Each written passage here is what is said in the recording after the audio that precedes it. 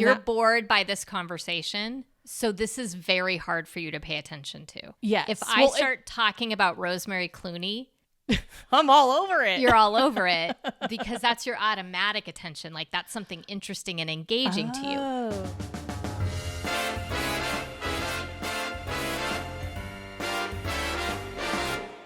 Hello, Megan. Hello, Michelle. Welcome to Sisters.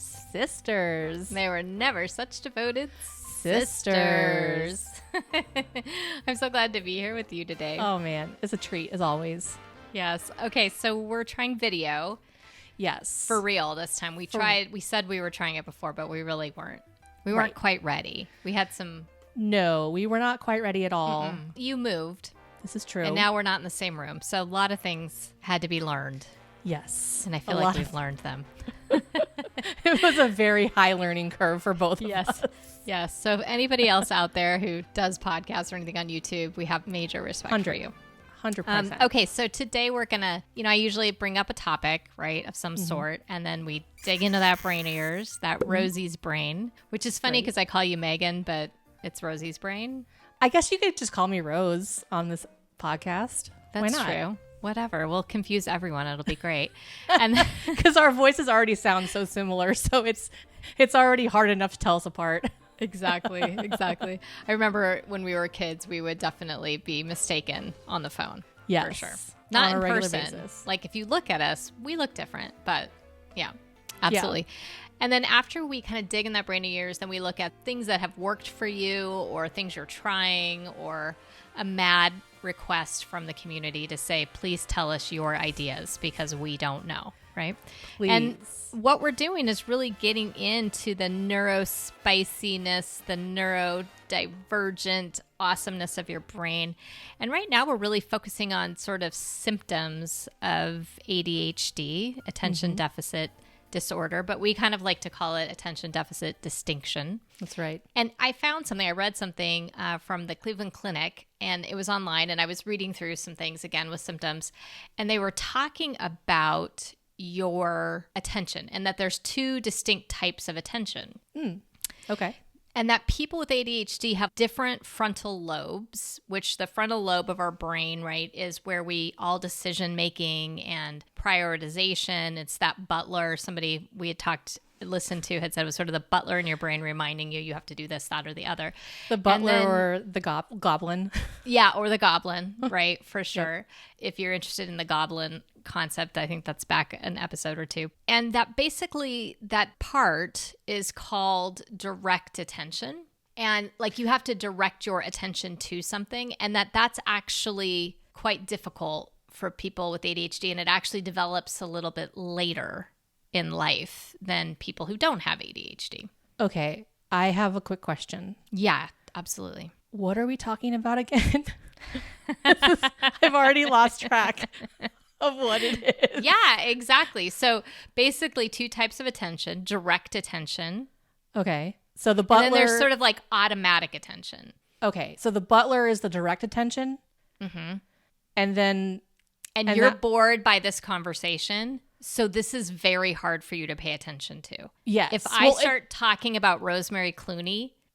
I'm all over it. You're all over it because that's your automatic attention. Like that's something interesting and engaging to you. However, what's interesting that I found in this, and then we'll talk a little bit more how I want to discuss it, is they said for people with ADHD, it is easier. You have better automatic attention than I do. So you have a stronger ability to pay attention to the things that you're engaged with or interested in than I do. And I thought that was sort of interesting. So I thought I would bring up a scenario for you. So direct attention is the one that's like you're bored, not engaged, very difficult to do. So things like chores, unless you were engaged with them and really excited about them, might be harder for you to attend to. True. Well, also, even when we were talking about this, it's not even that I'm bored, because obviously this is fascinating for both of us, but it's that I don't understand. I can't process the words that you're saying. Mm-hmm.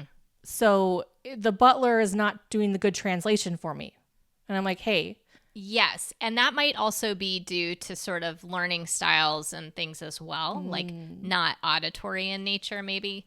So there's sort of these, what they call comorbidities, things. I mean, it sounds horrible, but right. Nobody's dying here in this situation, right. but that you have also a higher predisposition to other things like having learning issues or having depression or having, all these other things that can make it difficult to attend as well. So, okay. So my question for you, the thing I wanted to dig in a little bit about is you've been doing for the podcasts, these tomato timers, right? Yes. And it's the Pomodoro timer method. And basically you set the timer for what, 25 minutes? Yeah, it's 25 minutes of focused work. Okay. And then you take 5 minutes and you do something different. Yeah, usually you get up and do something physical, go to the bathroom, get some water, but something that's physical that like moves your body out of whatever space you've been in. Okay. And this is a strategy. So we're kind of going backwards a little bit in the podcast, but I wanted to bring this up because I noted a difference between you and I. I tried your tomato method. How many tomatoes can you get through when you're like hyper focused, when you're really ready to go? Probably 6 to 8, maybe. So you can do 6 to 8 chunks of 25 minutes, 5 minutes off, 25 minutes on, 5 minutes, but like 6 to 8 of those repetition. Yeah. And I will make a caveat of the fact that it is challenging at times to stop myself after 25 minutes because my brain just wants to keep going. But I've learned that if I don't stop myself, then I actually burn out faster. Okay. So this is fascinating to me. Okay. And the reason I want to talk about it is today I want to talk a little bit about fatigue and how all of this impacts you. But I wanted to tell you and anyone listening that I can do 2 tomatoes. I can't even get through the second one. Really? Really, truly cannot do it. I'm like, I can get all the things I need to get done during the day. But if you ask me to hyper focus, I am exhausted. I had to take a nap. I was like 2 tomatoes in and I'm like, oh my God. I literally got out my yoga mat in my office and I closed off the window to my door and I laid down for 15 minutes. I was completely spent. Yeah, 100% spent. So I'm fascinated by, you have always said that your energy like really ebbs and flows. And so I wanted to kind of ask you about that and see if you could kind of think of some times when this happens. Like even if it's with creating the podcast or it was at school, or what happens with your energy level? You talk a lot about energy level and I'm sort of interested in that. Well, the first thing that comes to mind is I've moved. And so we had about 8 or 9 podcasts already pre-recorded. Mm-hmm. And when I got through all those pre-recorded and we were kind of getting everything set up, I started going, week to week. And so I would be up until, I was up until like 2:00 in the morning one time doing a podcast. And the only reason I did it was because I knew that Taryn was going to listen on Thursday. And I was like, I have to be there for Taryn. I love you, Taryn. You keep me going. So I was able... And by meaning doing the podcast, that was like the editing, because you do all the editing, all the sound, all the mastering, everything, and then posting it everywhere, right? Correct. Yeah.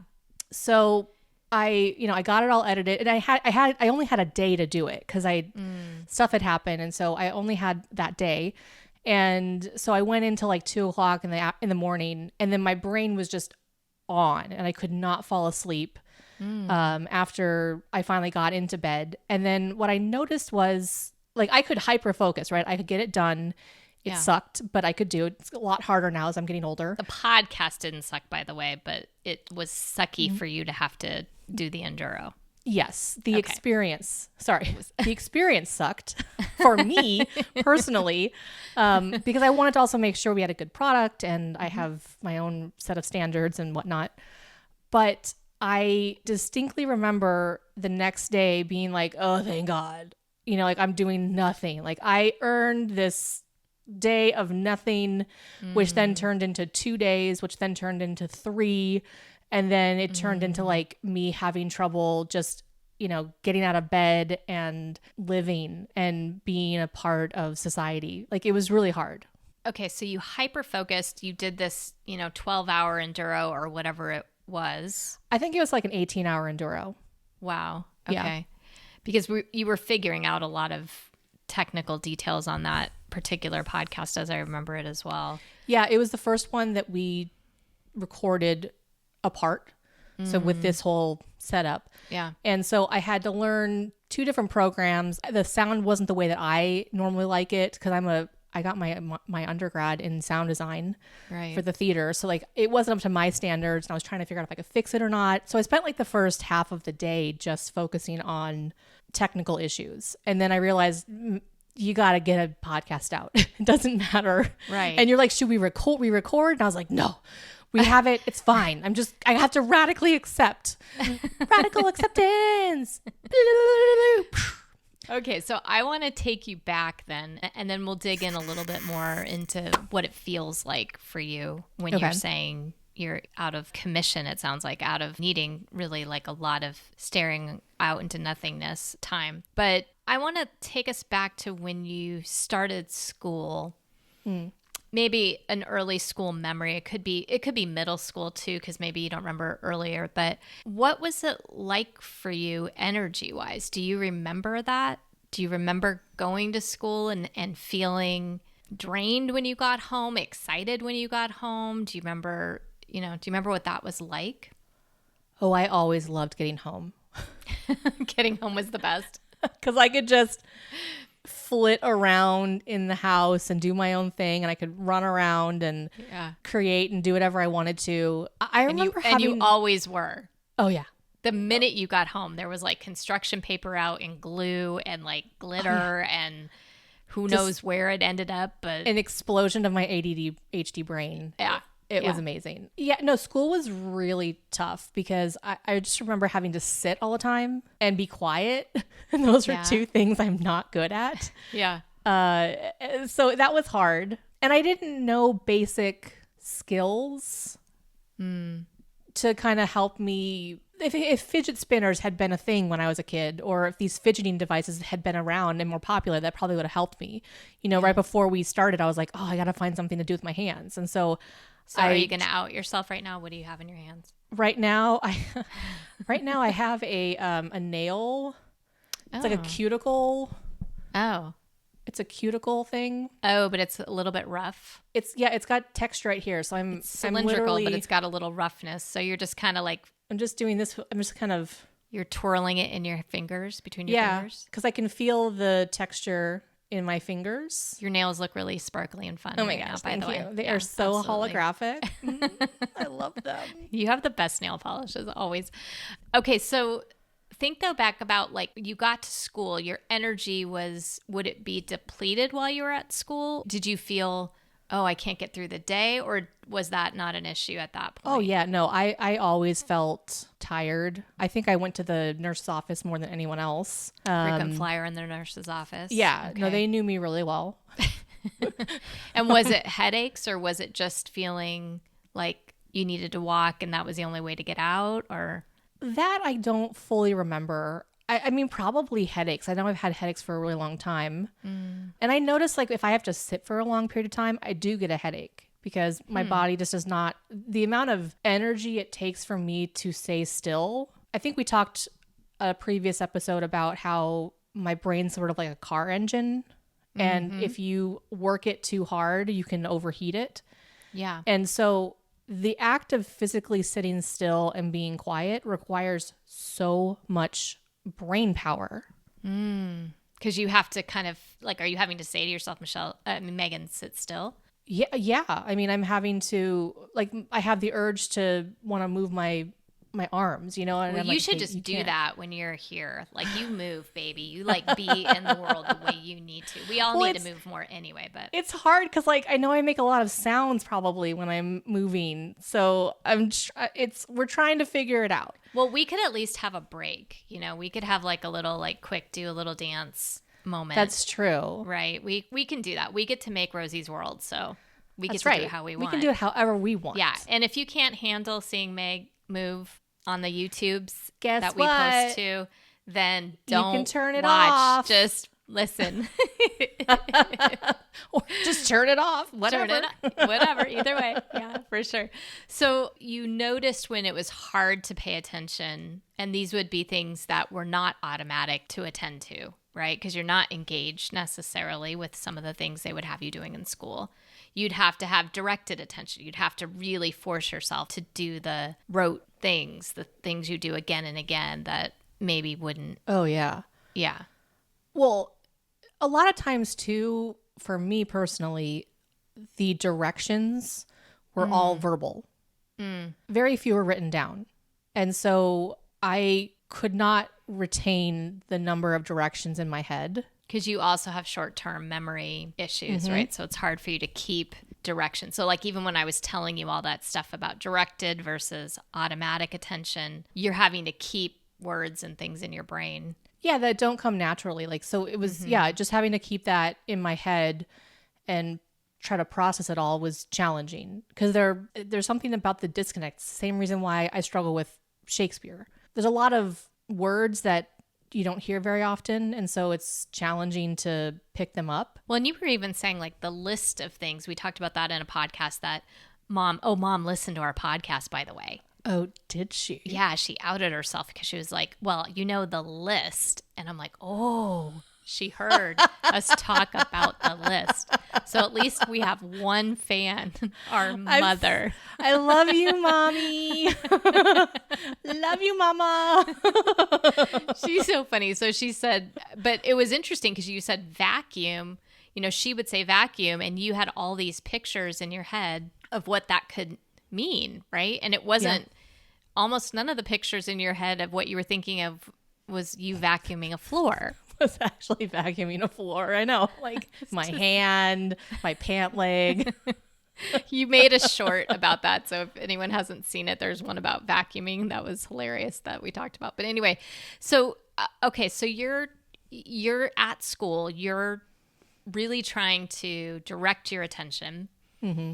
We know that for people with ADHD, that takes longer to mature. At what point in school did you feel like, oh, I got this? Because you went all the way through your graduate work, right? Yeah. Mm-hmm. Mm-hmm. I started to get it my senior year in college, in undergrad. Okay, so let's just break this down. Mm-hmm. That means from age 5 to 20-ish, 21? Mm-hmm. What did it feel like to you during that period before you got it? Or what was, like, what images come to your mind when I say that? Flying by the seat of my pants. Just that was just pure chaos. Like, oh my God, am I going to get it done? I forgot. Holy shit, it's due tomorrow.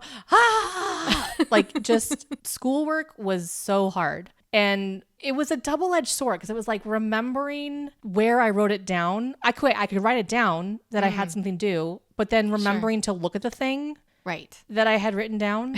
That's not going to happen. I still have nightmares to this day of being in school and having things due, like having tests that I have to take that I'm not prepared for. Like I had an entire multi-dream, Michelle.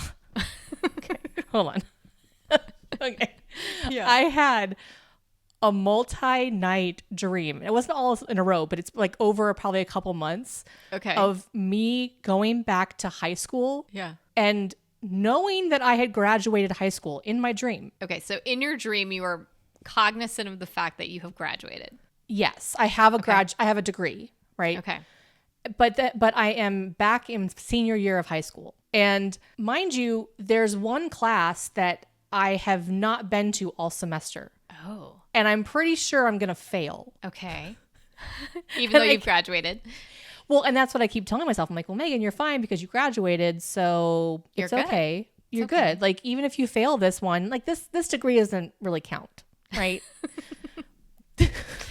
but so you're rationalizing with yourself over the course of several weeks that you're okay, even though you're going to fail this. Yes. Oh my I gosh. mean, I just had a dream last night about going to graduate school and again, multi-series dreams. And then last night the dream was I'm here in Monterey and I'm having a conversation with somebody and I was like, oh my gosh, I didn't go back to graduate school this semester. You're like, wait, I forgot to go back. I forgot to go back to graduate school. Like I only had one semester left. Why am I not back in graduate school? So your nightmare dreams are almost solely about forgetting things. Yes. It's born from experience, right? You have forgotten things over the years, right? And that'll be a different episode. But I'm really curious, like what that does to you energetically, because if you're always on edge, like you're always worried, does that take a lot of energy from you? Oh yeah. It is completely anxiety producing and it's exhausting having to realize that I forgot something because I'm constantly trying to remember it. So I'll have it in my brain and I'm trying to remember it. And I'm like, okay, I can't forget that. And then I forget it. And I'm like, oh, what was that thing that I had to remember? And oh my gosh. And then I get to the place where I'm supposed to have it and I've forgotten it. So then I start beating myself up because I forgot it. So the amount of time I spend just on one thing alone is an exorbitant amount of time. And then there's also sort of the punishing yourself for doing it. The negative the self-talk. the shaming for sure. That like I should have, that somehow it's my fault. You know, I could have done better.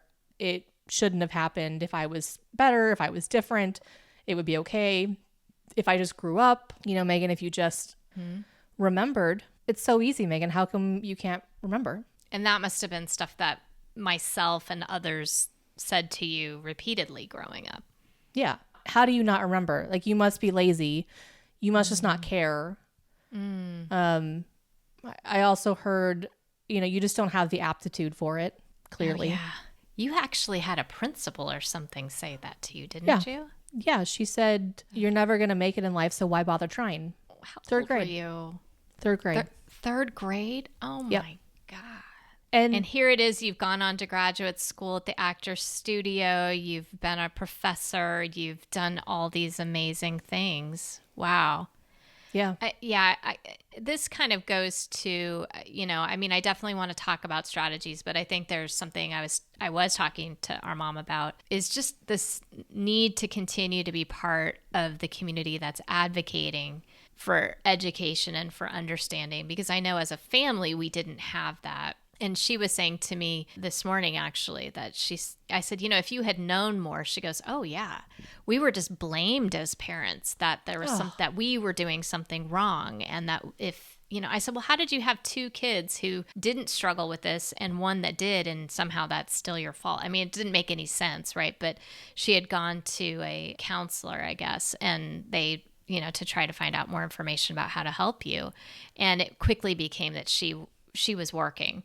And this was the problem. And, you know, this just, for any working moms and parents, you know, everybody out there, I mean, you've got more than one kid. The fact that one of them is going through this and not knowing, we didn't know then, right? Back then in the 80s that or at least we didn't have the information that it was biological in nature, that this wasn't anything you could help and could do. You know, I mean, there's strategies, and we'll talk about those, but of managing your energy, managing your attention, all of those things. But it wasn't anything we knew about then. I had no idea that mom was shamed like that. I had no clue. And I remember her talking about it, but I didn't remember I didn't connect it to ADHD because we didn't have that diagnosis for you even, right? Yeah, so it wasn't until just like, oh, Megan's being Megan. Yeah. Right. And so how do we help Megan stop being Megan? Yeah. It wasn't, okay, this is an identifiable thing. And I look back on that time, and I mean, it's really hard as somebody who loves you to know that you were dealing with this and dealing with it so much on your own. And that none of us, not only did we not help, we made it worse oftentimes. Right. And I think we started. I don't think it was on purpose. No, you know? It wasn't out of any, you know, I mean, I don't sit there and beat myself up all the time because I understand what I didn't understand, but like, you know better, you got to do better. Right. So Michelle, is this podcast your penance? Penance? No, No, this is actually so joyful because Okay, it's good. so fun to actually sit and hear from your perspective and get to dig in because it's so different than my experience. Not always. I mean, I certainly have elements of this, and I think people listening that talk to me about it, that have listened, friends of mine, they'll say, oh yeah, that I relate to this piece of it. But to hear you talk about basically every symptom, if you look it up and you're dealing with all of them, I think you get a whole bunch of neurospicy chili peppers on this, and that, that makes it even more challenging, I think. Well, I think we've identified that I have the sexiest brain. You do. It is the spiciest of all spices. Spicy, sexy. It's super awesome. It is a typical ADHD brain. Typical ADHD. I like that. Okay. Yeah. I like that. Let's go with that. But but one of the things that I found really fascinating is that hearing that mom was shamed. I was telling you, I was listening to this documentary on NPR about the eugenics wars and how this was just ingrained into our culture. Yeah, and eugenics really is the idea that there's genetically perfect people, right? Mm-hmm. And this can go down a rabbit hole of all types. But one of the things, as we were talking about this, I was telling you, and I know you've done more research now, is that people who had neurospicy brains were considered to be, because they weren't normal, that they should basically not exist in the world and they should be taken out of mainstream life. Yeah, right? that they should be sterilized and not have anymore. Right. Yeah. And that, I think it's interesting because listening to how this gentleman came to the idea of eugenics, that it was hereditary in his mind. That it was passed down from the parents. And so then the parents were at fault. So then it makes more sense why mom There's was so much shamed. Shaming.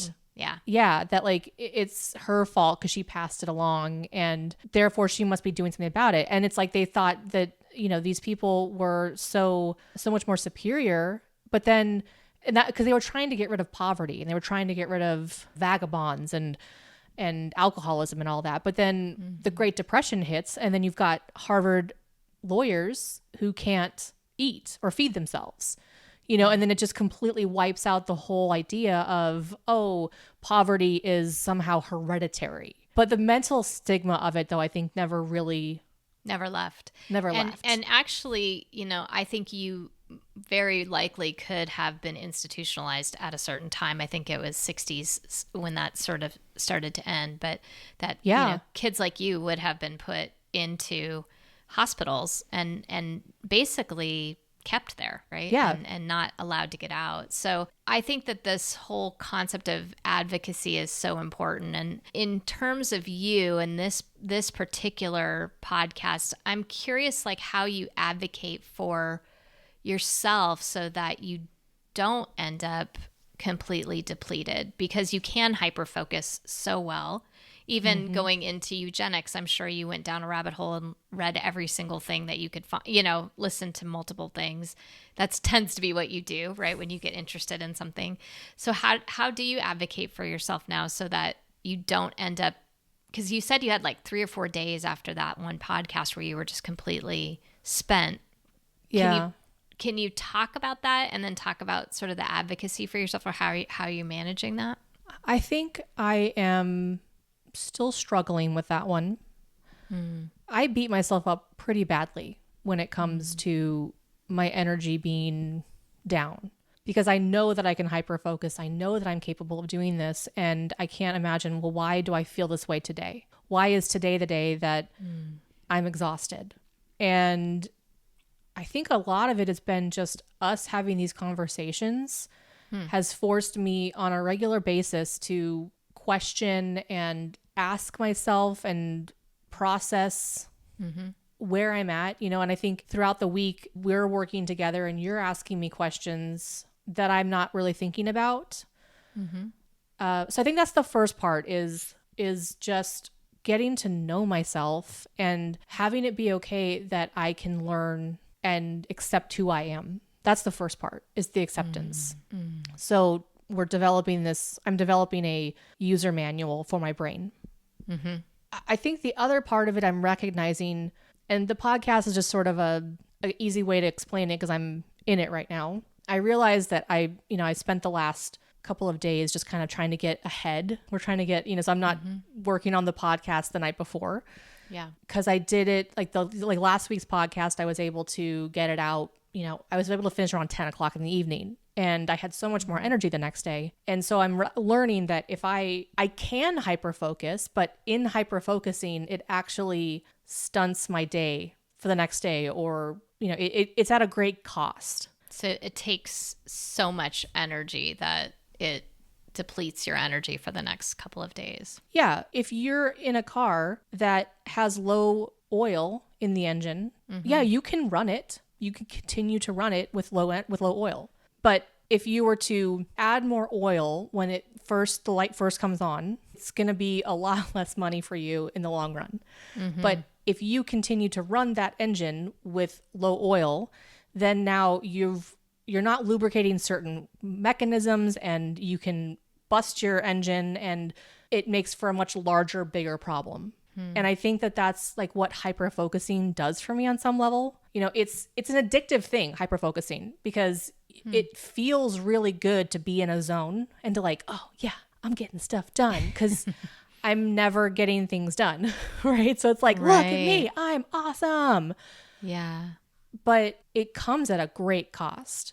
And so what I'm learning is like having to figure out, okay, if I can get ahead, and maybe I spend a little time, I know I'm hyper-focusing right now, so that I don't have to hyper-focus down the road. Or, gosh, I don't know. It's like like shorter bursts, I feel like. It's like you're not using up all your fuel in one. You're saving some or something, maybe. Honestly, that 5-minute break is huge.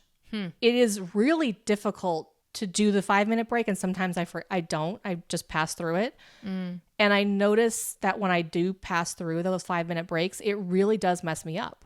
Okay, I just challenge anybody out there who does not have ADHD that's listening to this to try doing this.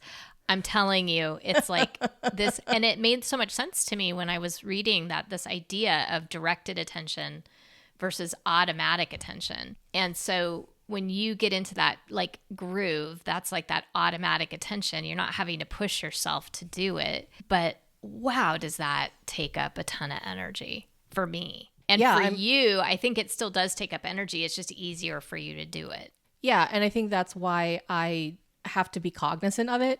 It's a double-edged sword.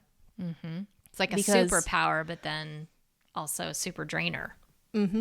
Well, we've talked about how I do these tomatoes, and then I have to eat afterwards. I need protein. I need something to like help fuel my brain, because that's a real you're working thing. Hard. Yeah, absolutely. Absolutely. So I'm curious out there if anyone else notices these ebbs and flows in energy and kind of how they handle it, how they do the self-care. I know for you, part of the self-care, it seems, is this timer and really kind of forcing yourself to stop at times when it's hard to. Is there anything else you do, or any other thing that you would be curious if our community would comment on? I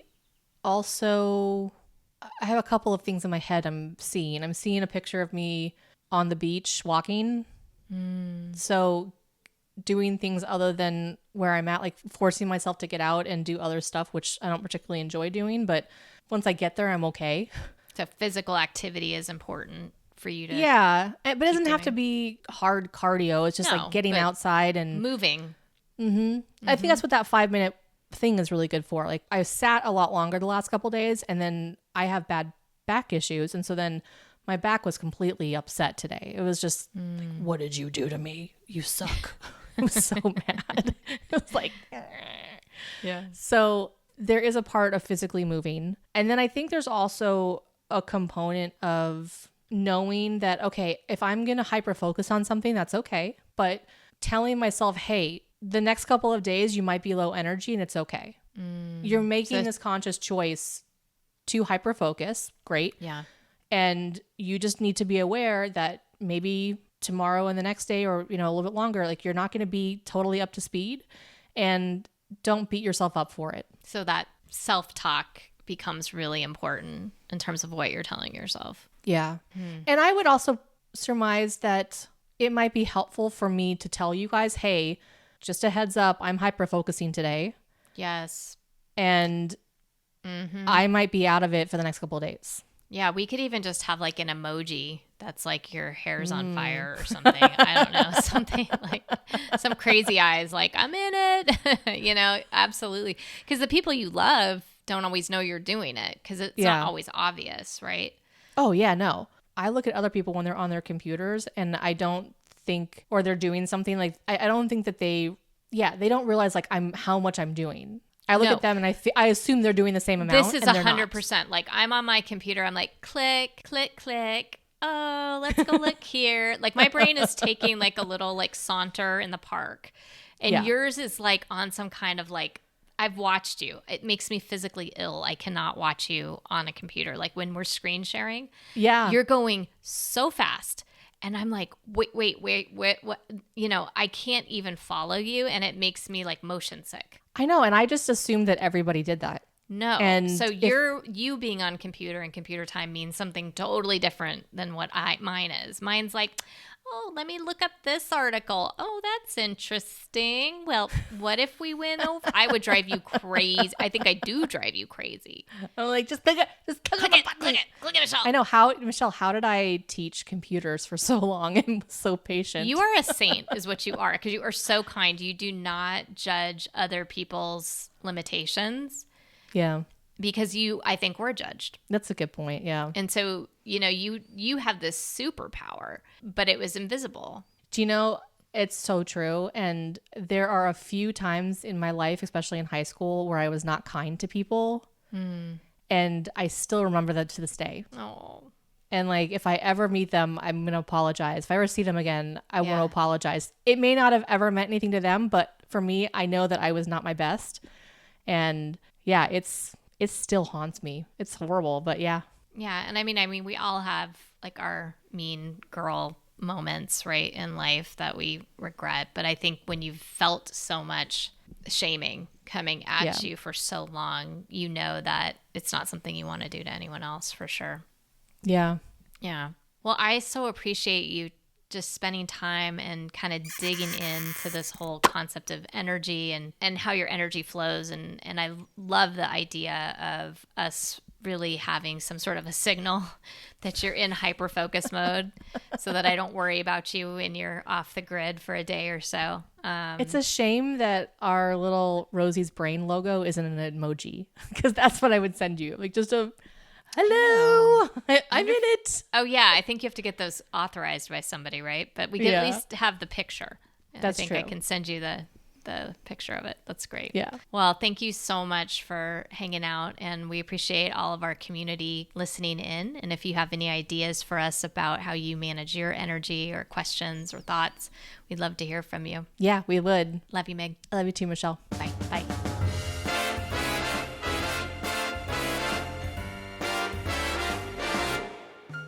Thanks for joining us on another episode of Sisters. This series has focused more specifically on ADHD and all of the symptoms in my beautiful brain. If you enjoyed this episode as much as we enjoy laughing with each other, please share it with someone you think would benefit from this conversation. Make sure to follow us on whatever platform you're currently listening to so that you can get notified each week. Next week, I just found out we'll be talking about how you stay still with ADHD. Oh dear. I have so much to say. But until then, here's to a great end of the week. And remember, stay curious.